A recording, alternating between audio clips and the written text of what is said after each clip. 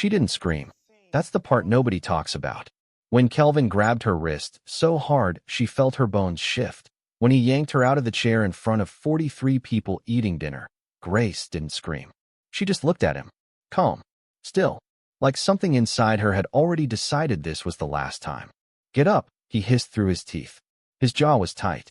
His eyes were somewhere between rage and embarrassment, like a man who'd been caught and was now trying to punish the person who caught him. I said get up, Grace. She didn't move. The restaurant, Sora, one of Seoul's most exclusive dining establishments, all low amber lighting and whisper-thin walls and the kind of silence that costs money, went completely still. Chopsticks lowered. Glasses paused midair. A waiter near the back stopped walking entirely. Grace looked down at her untouched bowl of galbi jim, the braised short ribs she had been craving for 3 weeks, and she picked up her spoon. I haven't eaten yet, she said quietly. That was it. That was all she said. And Kelvin, her husband of 6 years, the man who once drove 4 hours in a rainstorm just to bring her soup when she had a cold, the man she had relocated her entire life from Atlanta to Seoul for, Kelvin pulled her out of her chair. In front of everyone. In front of the woman sitting across from him. The woman in the silk green dress who hadn't flinched once. Who was now examining her nails with the bored elegance of someone watching a scene she had already predicted. Grace stumbled. Her heel caught the chair leg. Someone nearby gasped. 2 security guards moved instantly, hands raised, professional, trained to de-escalate. And then, silence. A different kind of silence. The kind that doesn't happen when someone gets loud. The kind that happens when someone doesn't have to.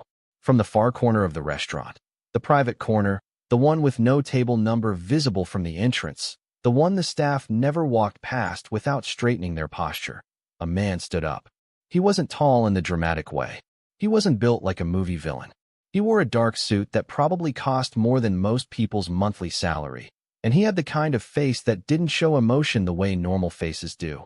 Like every expression had been deliberately chosen, filtered, approved before it arrived. He didn't raise his voice. He didn't need to. Let her go. 2 words. The security guards froze. Kelvin froze. Even the woman in the green dress, who had not reacted to a single thing all evening, slowly looked up. Grace turned. And for the first time in what felt like years, someone was looking at her like she was worth looking at. Cut to black. But before we go any further, drop a comment right now and tell me where you are watching this from. I want to see every city, every country, every time zone. You are not watching this alone tonight. And if you are new here, hit that subscribe button right now. Because this is just the beginning. And trust me, where this goes, you are not going to want to miss a single second. Now, let's go back to the beginning. Because you need to understand something about Grace before you can understand that restaurant. You need to understand what she was before Seoul, before Kelvin, before the silence crept into everything she owned. Grace Amara Monroe was not the kind of woman who tolerated nonsense. Back in Atlanta, she was the woman who showed up to every family cookout with the best potato salad and an opinion about everything, and nobody argued with either. She had a laugh that could be heard from the parking lot. She had a degree in international marketing, a 5-year plan, and the kind of confidence that made strangers think she had been somewhere, seen something, done something worth remembering. She was 31 years old, and she was magnetic. That was before. Now, in Seoul, in the apartment she and Kelvin shared on the 14th floor of a building in Mapo district, Grace sat at a kitchen table at 11:30 at night, eating rice alone, watching the door like it was going to apologize to her. Kelvin was not home. He had not been home before 9 p.m. on a weekday in 4 months. She had stopped counting how many times she had cooked food that went cold. She had stopped calling after the 7th or 8th time he declined in 3 rings, not ignored, declined, which means he looked at her name on the screen and made a choice. That's a different kind of hurt, the deliberate kind. When he did come home, he brought a particular brand of silence with him. Not peaceful silence, not tired silence. The silence of someone who has decided that the person in the room is not worth the energy of conversation. He would come in, shower, sit on his side of the bed, scroll his phone, sleep. Grace would lie beside him in the dark and try to remember the last time he had looked at her the way the man in the restaurant just had. Like she was real, like she was there, like she was someone who deserved to take up space. She couldn't remember. Here's where it gets heavy. Grace had not always been this version of herself. The woman eating cold rice at midnight, flinching every time a door opened, measuring her own words before she spoke them in her own house. That was not the Grace from Atlanta. That Grace had been replaced so slowly, so quietly, that by the time she noticed, she barely recognized the woman in the mirror. Kelvin had not always been this either. 6 years ago, he had been warm. He had been curious and funny, and he used to hold her face in his hands when he wanted to say something important. He had moved to Seoul for work, a senior position at a Korean-American investment firm, and Grace had followed because she believed in them, because she thought what they had was the kind of thing worth uprooting your life for. She had not been wrong about what they had. She had just not accounted for what time and ambition and distance from everything familiar can do to a person. To two people. How it hollows things out. How it replaces love with obligation, and then obligation with resentment, and then resentment with nothing at all, which, if you have never experienced it, is worse than fighting. At least fighting means you still care. Nothing means the math has already been done, and you were the remainder. She stayed because she still saw flashes of him sometimes. The old him. A laugh that slipped out when he was off guard. The way he still bought her brand of tea, even when he was clearly buying it out of muscle memory rather than love. She stayed because leaving felt like admitting that the last 6 years had been a mistake, and Grace had not yet found the courage to be that honest with herself. But wait, because here is what Grace did not know that night, as she sat eating cold rice. She did not know that the next 7 days would demolish every wall she had quietly been hiding behind. She did not know that a man in a dark suit in a corner of a restaurant she had never been to was going to change the temperature of her entire life. And she did not know that the thing she thought was the worst night of her existence was actually the first night of the rest of it. If you are enjoying the story so far, hit that subscribe button. I promise this is only getting started. 3 days before the restaurant, Grace had found out the way women always find out. Not through some dramatic confrontation or a confession. Through something small. Through the way her husband's entire body tensed when his phone lit up and he turned the screen away. Through the name she was not supposed to see. Through the smile he had stopped using on her that appeared, effortless and unguarded, when he typed back. Her name was Jisoo. Grace had said nothing. She had gone to the kitchen and washed 3 plates that were already clean, and she had made a decision. Not the dramatic decision. Not the screaming, throwing things, calling her mother in Atlanta kind of decision. A quiet one. The kind that settles somewhere behind your sternum and waits. She was going to face him. Publicly. She was going to walk into whatever this was with her spine straight and her eyes open, and she was going to let him show her exactly who he had become. Because she needed to see it. She needed to see it clearly, without the softness of their bedroom or the familiarity of their apartment making her forgive what she should not forgive. She had heard about Sora through a colleague. Kelvin had mentioned once, months ago, that he had a client dinner there on Thursdays. So on Thursday, Grace put on the burgundy wrap dress she had not worn in 2 years because somewhere along the line she had started dressing for invisibility, and she walked in. She saw them immediately. Jisoo was everything Grace might have expected if she were the kind of woman who spent time imagining her husband's other life, which she had tried very hard not to be. She was Korean, early 30s, dressed in that specific way that looks effortless but takes an hour, and she was beautiful in the cold, deliberate way of someone who knows it and considers it a tool. She was also, Grace noted with something between dark amusement and exhaustion, looking at Kelvin like he was slightly boring her. Grace walked to the table and sat down. The silence that followed was almost comedic. Kelvin stared at her like she had materialized from a nightmare. Jisoo tilted her head with the slow, assessing patience of a woman who had been in complicated situations before and found them mostly tedious. Grace, Kelvin said. Kelvin, Grace said. What are you? I'm having dinner, she said pleasantly. I heard the Galbi gym here is excellent. And she opened the menu. Now here is what you need to understand about that moment. Grace was terrified. Her hands were shaking slightly under the table. Her heartbeat was doing something medically questionable. But her face was ice. Years of sitting across from a man who made her feel invisible had, without her realizing it, taught her how to perform composure in the middle of an earthquake. Jisoo was the first to speak. You're being pathetic, she said. Not with venom. Conversationally. Like she was commenting on the weather. Grace looked at her for a long moment. Really looked at her. No, Grace said. I'm being done. Something flickered in Jisoo's eyes. Not guilt. More like recalibration. Like she had misjudged what she was dealing with. Kelvin leaned across the table, his voice dropping to the register he used when he wanted to control a situation by making it small. You need to leave. Right now. I need to eat, Grace said. I haven't had galbi jim in months. I used to love this dish. Did you know that? Probably not. Grace. I'll have the galbi jim, she told the waiter who had appeared nervously beside her. And the doenjang jjigae. And whatever dessert you recommend. The waiter looked between the three of them, bowed slightly, and retreated with the practiced efficiency of someone trained to be invisible during rich people's problems. For approximately 4 minutes, it was a very tense, very strange, almost absurd dinner. And then Kelvin stood up, and everything Grace had held together with both hands for 3 days and 6 years started to unravel, not because of what she did, but because of what he did. He grabbed her wrist. He pulled. She stumbled. Someone gasped. And then, 2 words, from a corner of the room she hadn't been looking at. Let her go. But wait. Here is the part that will make your jaw drop.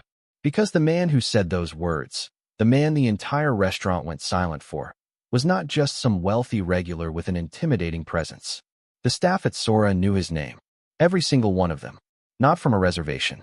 Not from a credit card. They knew it the way people know the names of weather systems. The way you know the name of something before it arrives, because you have learned to pay attention to the warning signs. His name was Yong Park. And if you moved in certain circles in Seoul, the kind of circles that operated outside the edges of what official maps showed, you already knew that name meant something. Something large and layered and not entirely safe. But Grace did not know any of that yet. All she knew, in that moment, was that a man had stood up in a room full of people who had looked away, and he had looked straight at her, and he had spoken. He crossed the room in the quiet, unhurried way of someone who has never had to rush because the situation always waited for him.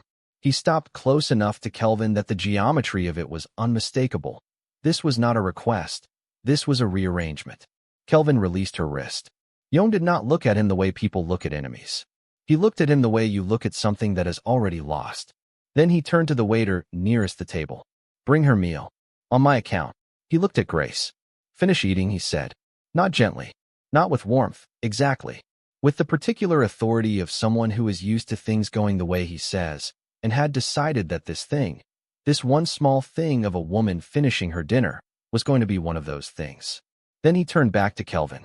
And what he said next made the entire restaurant hold its breath. A man who disrespects his wife in public fears nothing, Yong said. Because he is already nothing.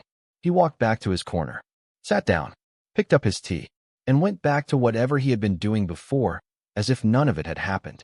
Kelvin stood in the middle of the restaurant with 40 pairs of eyes on him and a sentence hanging in the air above his head like a verdict. He left. Jisoo gathered her things, threw one last unreadable glance at Grace, and followed. And Grace sat alone at the table, in her burgundy dress, with her galbi jim in front of her, and she ate every single bite. She did not cry. She did not shake. She sat in that amber-lit restaurant in Seoul, South Korea, 6,000 miles from everything she had started with, and she tasted the best thing she had eaten in months. And she did not look at the corner again, but she felt it, the whole time. Now, here's where things get crazy.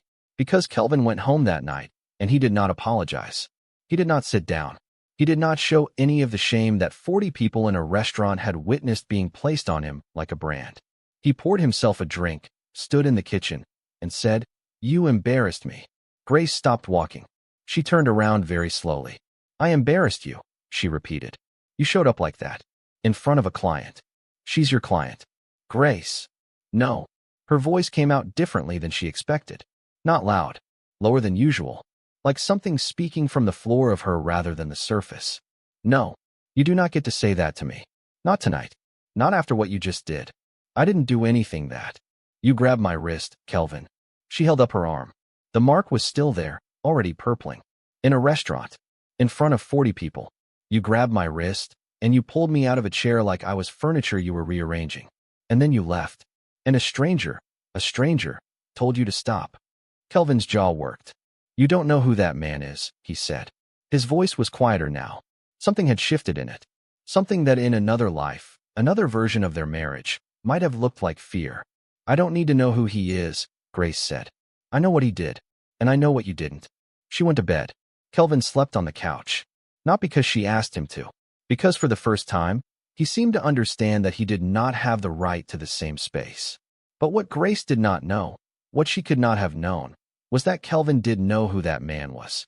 And by morning, the fear she had seen flicker in his eyes was not about his marriage. It was about something else entirely. If you are enjoying the story, hit that subscribe button. We are not even at the halfway point yet, and I promise, it gets so much wilder from here. The week after the restaurant felt like living inside a slowly pressurizing room. Kelvin started coming home earlier. Not because he had changed, she was not naive enough to believe that, but because something in his world was shifting in ways she couldn't see.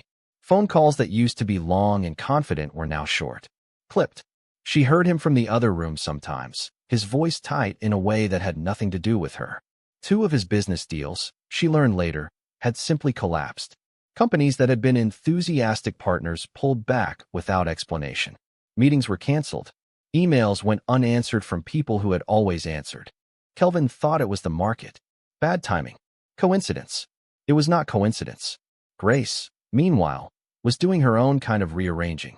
She called her best friend Diane back in Atlanta, the one person in her life who had been saying, "Girl, leave," for 3 years, and she had the conversation she had been avoiding. Not crying, just talking, explaining, like she was filing a report on her own life. "You sound different," Diane said. "I feel different," Grace said. "Different good or different something happened?" Grace was quiet for a moment. "Something happened," she said. "I'll tell you when I understand it myself." What she understood was this.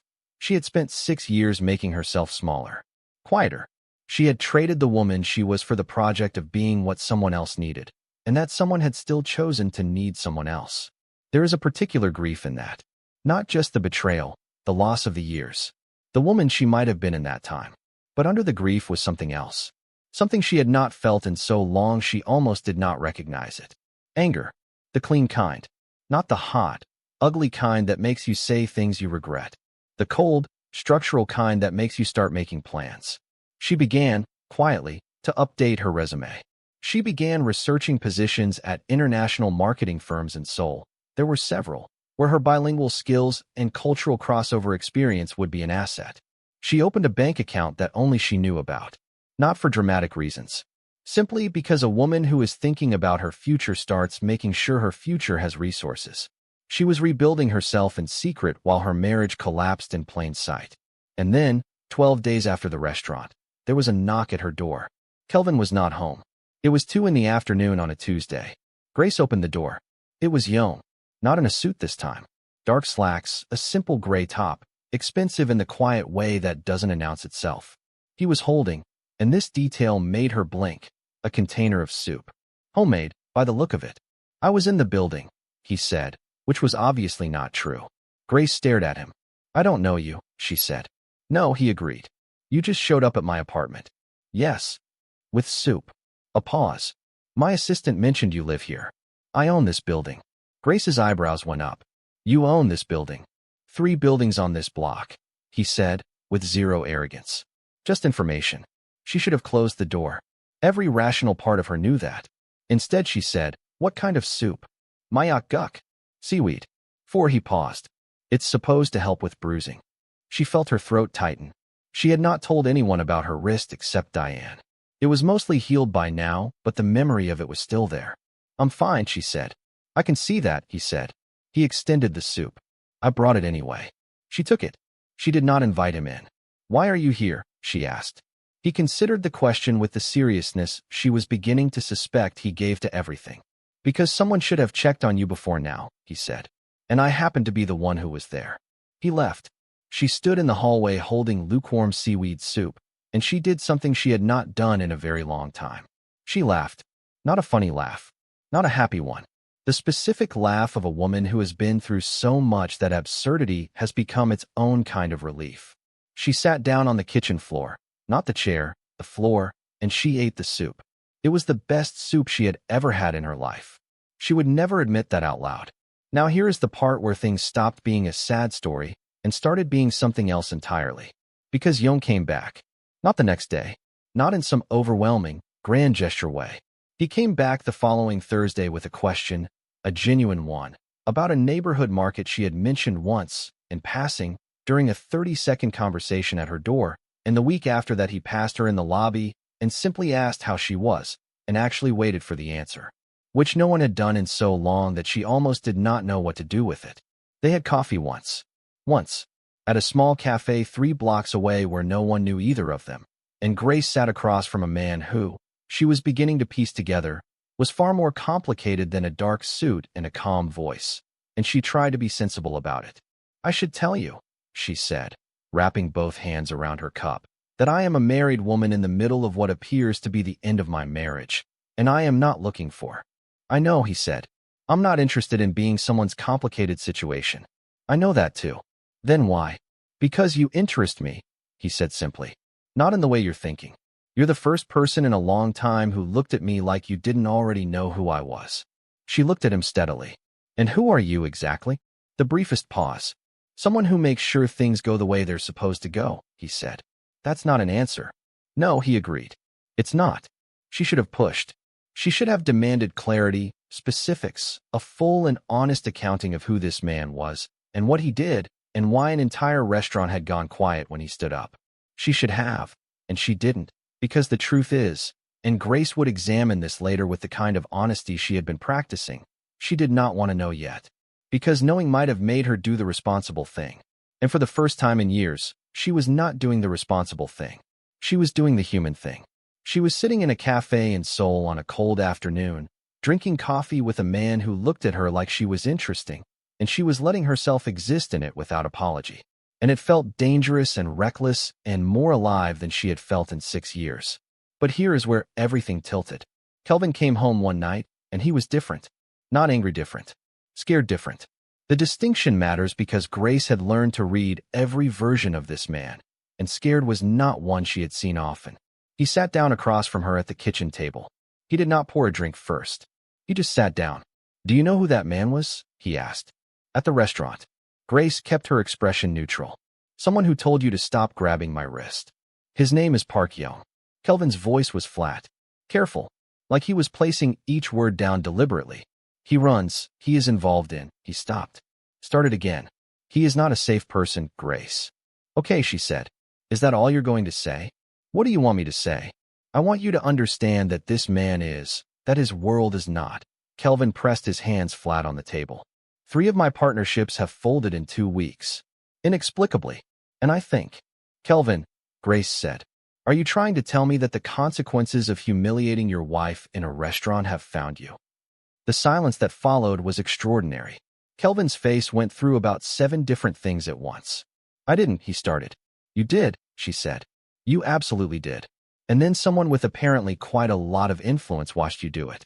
And you are sitting here more afraid of what that means for your business than you have ever been about what it meant for me." She stood up. "Grace, I'm going to bed," she said. "I want you to think about what you just told me. Not the part about your deals. The part about which part you led with." She went to the bedroom and closed the door. She sat on the edge of the bed in the dark, and she pressed her hands together, and she breathed through the part she had not shown him, the shaking. The grief of realizing that even now, even after all of this, his first instinct had been to come to her not with remorse, but with fear about himself. She had been an afterthought for so long she had forgotten what it felt like to be the point. Cliffhanger coming, because what happened the next morning is the thing that changes everything. Grace was getting ready for a job interview, the first one she had lined up from her quiet, secret rebuilding, when there was a knock at the door. She answered it expecting the dry cleaning she had ordered. It was not the dry cleaning. It was 2 men, well-dressed, quiet, with the kind of stillness that comes from training. They did not touch her. They did not threaten her. One of them simply handed her a phone, already connected. She took it slowly. "Hello," she said. "Are you all right?" Yong's voice. Calm. Immediate. She looked at the 2 men. "What is this?" "There was a situation last night involving someone connected to my organization. I need to know if anyone approached you or your husband." "What kind of situation?" A pause. "The kind that sometimes follows the kind of work I do." She stepped into the hallway, lowered her voice. "Yong, what exactly is the kind of work you do?" Silence. Then, "I keep things in order." That is the least specific sentence I have ever heard. "Grace." His voice shifted, not softer, but more direct, like he had made a decision. "I need you to not be home today." Can you do that? I have a job interview. A beat. Good. Go to that. Don't come back before 6. You can't just. I know, he said. I know I can't. I'm asking. She stood in the hallway of her 14th floor apartment in Seoul with 2 strangers standing at a respectful distance and a phone to her ear and the life she had been carefully, quietly building in one hand and absolute chaos in the other. Fine, she said. But when I get back, you are going to explain what kind of work you do. Incomplete sentences. Yes, he said. And then, quietly. You got the job, by the way. She pulled the phone away from her ear and stared at it. How do you? But he had already hung up. If you are still watching, and I know you are, hit that subscribe button and drop the word hooked in the comments. Because, baby, we are not done. She got the job. That was the first impossible thing Grace let herself feel good about in a very long time. A senior marketing strategist position at a Korean-American cultural exchange firm. The kind of role she had spent 3 years in Seoul being overqualified for while shrinking herself to fit the shape of a wife. She started in 2 weeks. She did not tell Kelvin. She told Diane. Grace, Diane screamed on the other end of the phone. I need every detail. The job, the man, all of it. He's not a man. He's complicated. Is he fine? Diane. Is he fine? Grace covered her mouth with her hand. That is irrelevant. So yes. A pause. Is he good to you? And that question, so simple, so different from every version of that question she had been asking herself for 6 years, made Grace go very quiet. He sees me, she said finally. That's the thing. He sees me. I don't know how to explain it. He doesn't. She tried to find the words. He doesn't look at me like I'm a problem to manage. He looks at me like I'm a person. Just a person who matters. Baby, Diane said softly. You know that's the bare minimum. I know, Grace said. I know it is. And the fact that it feels like everything is the most depressing and clarifying thing that has happened to me in years. She went back to the apartment at 6 o'clock as instructed. Whatever had needed to be resolved had apparently been resolved. She did not ask for details. Yong had texted one line. You can go home. Kelvin was home. He was sitting at the kitchen table again. It seemed to be the table of serious conversations now. We need to talk, he said. Okay, she said. He looked. And this is the word she would use later when she tried to explain it. Small. Not physically. In the way that men who have been carrying themselves like they're larger than everyone else look when the armor comes off. Just small. He stopped. I have not been, another stop. I don't know how to do this. Kelvin. I'm trying to say I'm sorry. Grace looked at her husband. This man she had crossed an ocean for. This man who had once held her face in his hands when he wanted to say something important, and who had last done that so long ago she couldn't date it. Okay, she said. That's it. Okay. I heard you, she said. I'm not sure I know what to do with it yet. Grace, did you end it? She asked. With Jisoo. His jaw tightened. Yes. Why? The question surprised him. She could see it. He had expected relief from her, or more anger, or tears, any of the expected responses. Not why. Because I realized. Was it because of Park Yong? She asked. The silence was its own answer. Grace nodded slowly. So you ended it because you were afraid of a man, not because you were sorry about your wife. That's not. I'm not saying you're not also sorry, Kelvin. I'm saying the order matters. The order always matters. She went to pour herself a glass of water. Her hands were steady. She was proud of her hands. I've been offered a job, she said, without turning around. I start in 2 weeks. Grace. I am telling you, not asking you. She turned. Things are changing. I don't know yet what shape they're going to take. But things are changing. And you should know that. He looked at her for a long time. And something in his face, something that might have been the beginning of actual reckoning, the kind that comes without an audience, without fear as the engine, flickered. I know, he said quietly. I think I've known for a while. Now, here is the part where everything you thought you understood about this story needs to be revised. Because Park Yong, the man in the dark suit, the man who owned buildings and spoke in 2 words and somehow managed to make soup feel like a declaration, Yong pulled back. Not dramatically, not suddenly. Just, he was less present. The texts were shorter. The coffee meeting he had suggested did not get rescheduled. And when Grace finally had the conversation she had been both wanting and dreading, it did not go the way she expected. They were in the lobby of her building. She had caught him on his way out. He had been there for some property management reason she was choosing not to examine too closely. And she said his name, and he stopped, and she said, "Are you avoiding me?" "No," he said. "You feel avoidant." A pause. "I'm giving you space." "I didn't ask for space." He looked at her. That specific look he had, the one that was not blank but was not easy to read either, like a page in a language she was still learning. "Grace," he said, "what do you want from this?" She opened her mouth. Closed it. "I don't know yet," she admitted. "That's why I'm giving you space," he said. And then, more quietly, "You are not in love with me. You're in love with being seen. And those are not the same thing. And I'm not going to be the rebound from a marriage you haven't finished grieving." She felt that sentence like a physical thing, like a door closing in her chest, but not unkindly, like a door being closed by someone who understood that you needed to pass through it yourself. "That's," she started.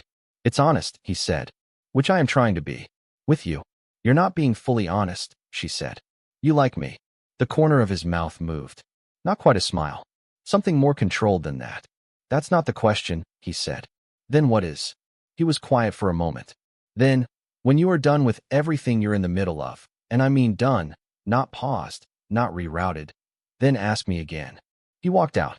Grace stood in the lobby and processed the fact that she had just been gently, firmly, infuriatingly, and correctly put in her place by a Korean mafia boss who made soup and owned her building and was apparently the most emotionally intelligent person in her life. She called Diane. "You're not going to believe this," she said. "Try me," Diane said. "He told me I'm not in love with him. I'm in love with being seen." Silence on the other end. Then, "Grace, baby. I know. That man is right. I know. Are you in love with him?" Grace pressed her back against the lobby wall and looked up at the ceiling. "I don't know," she said. "I think I might be in love with the idea that a person can look at you like you're the whole sentence, not just a footnote. And I'm not sure yet if that's about him or about everything else." "That," Diane said, "is the most self-aware thing you have said to me in 6 years." "It's been a busy month," Grace said. But wait, because the month was not done being busy. 3 days later, Grace was walking home from her new office. She had started early, 2 days before her official first day, because that was who she was when she was allowed to be herself. When she heard a sound she did not recognize at first because she had no reference for it. 2 cars blocking the intersection. Men getting out. The specific, purposeful choreography of a situation that is not random. She was half a block away. She had slowed, instinctively, the way you slow when something in the air changes. She saw Yong. He was in the middle of it, not visibly afraid, which was either reassuring or alarming depending on how much you had figured out about him by then. And the men around him were having a conversation conducted entirely through positioning and proximity rather than words. And then someone looked in her direction, and Yong looked where they looked, and his entire face did something she had never seen it do before. It broke, for just a second. Open, unguarded, the face underneath the face. "Go," he said, to her, across half a block, through the kind of moment that compresses time. "Grace. Go." She ran, not the panicked kind of running, the deliberate kind. She made it 2 blocks, turned into a cafe, sat down and shook for 5 minutes while ordering a coffee she did not drink. 23 minutes later, her phone buzzed. "I'm fine." That was all the text said. She typed back, "That's not enough of an explanation." He replied, "I know. I'm sorry." And then, "Are you okay?" She looked at the coffee she had not drunk. She looked at her hands, which had stopped shaking. She thought about the woman she had been 14 months ago, the woman eating cold rice alone at midnight, measuring her words, making herself smaller. And she thought about the woman sitting in this cafe right now, who had a new job and her own bank account and a marriage she was honestly examining, and a stranger who had looked at her from across a dangerous moment and said go, with his whole face. "I'm okay," she typed. Then, "But I need to understand what your world actually is. All of it. Not the version you decide is safe for me to know. All of it." A long pause. Then, "Yes. I think you deserve that." Kelvin found out what happened that night. She was not sure how. Seoul moved information in ways she was still learning, but he came home quiet and white-faced, and he did not ask about Yong directly. He sat down and he said, "I want to try. Actually try. Not because I'm scared of anything. Because I remember who we were. And he stopped, pressed his eyes shut, and when he opened them they were red, which was the first genuinely unguarded thing she had seen from him in years. I don't want to be the man I've been. I'm ashamed of the man I've been. Grace sat with that for a long moment. Kelvin, she said gently, I don't know if what we had is something that comes back. I don't know if it's supposed to. I know that I stayed for a long time hoping it would, and it didn't. And I have spent the last month remembering how to be a person, and I'm not willing to stop doing that. For anyone. I'm not asking you to stop, he said. I'm asking if there's any version of this where I get to try. She looked at her husband. Her complicated, diminished, genuinely remorseful, possibly changing husband. I don't know, she said. That's the honest answer. That's more than I deserve, he said. Which was, she noted, the first time he had ever said that. And here is the ending. Not the resolved kind. Not the everything wrapped up, lessons learned, closure achieved kind. The real kind. Grace stood in the middle of her life, a new job on one side, a marriage she had not decided what to do with on the other, and a man who had walked into a restaurant and into her understanding of what it felt like to be treated like you mattered, somewhere in the periphery, and she made her decision. I don't belong to either of you, she said. Not like this. Not while I'm still figuring out who I belong to first. She did not leave her apartment that night. She did not go to Yong. She did not go back to Kelvin. She sat on her kitchen floor, her floor, in her life, and she called Diane, and she said, I think I'm going to be okay. Baby, Diane said, I have been waiting 6 years to hear that. She started her job. She was extraordinary at it, because Grace, when she was allowed to be Grace, was extraordinary. She was rebuilding in the daylight now, not in secret, not at midnight. She was eating food she liked, and wearing the burgundy dress, and laughing in meetings when something was genuinely funny. Kelvin was trying. Quietly, imperfectly, without audience, which is the only kind of trying that counts. She was watching it. She had not decided what it meant yet. And Yong had not disappeared. She saw him once in the lobby, and he had nodded, with the small controlled version of what she was now almost certain was warmth. But he had given her exactly what he said he would. Space. The real, respectful, no-pressure kind. She was 3 weeks into her new job on a Tuesday evening when she stepped outside to get air and saw him across the street. He was leaving one of his buildings. Dark suit again. That face. He saw her at the same moment. They were maybe 40 feet apart. Neither of them moved. And in the space between them, in the Seoul air, in the middle of all of it, with her marriage unresolved and her life being built from scratch, and every question she had not yet answered, she felt something she did not have a name for. Not love exactly. Or maybe exactly love. The beginning of it. The version that happens before you're sure, before it's declared, before it has been tested by anything except the look on someone's face when they chose to see you. He raised one hand. A small gesture. Not a wave. An acknowledgement. She raised hers. Then a car pulled up between them, and when it moved, he was gone. She stood on the sidewalk for a moment. Then she went back inside. She had a meeting in the morning. She had a life to get back to. But as she reached for the door, her phone buzzed. Unknown number. New number. One message. When you're ready. She stared at it for a very long time. And then her phone buzzed again. Different number this time. She looked at the screen, and her blood went cold. Because it was Jisoo. The message was 4 words. We need to talk. And below it, a photo. A photo of Yong and Kelvin. Together. Sitting across from each other at a table she recognized immediately. The same table. In the same corner. At Sora. Smiling. Cut to black. If you want to know what that photo means, if you want to know what Kelvin and Yong were doing at that table, why Jisoo sent it, and what Grace does next, drop part 2 in the comments right now. Because this story is nowhere near finished. The twist you just saw? That's only the beginning of what's underneath it. Like this video. Subscribe if you haven't already. Comment part 2 and let me know you're ready. Because part 2 is coming. And nothing is what it looks like.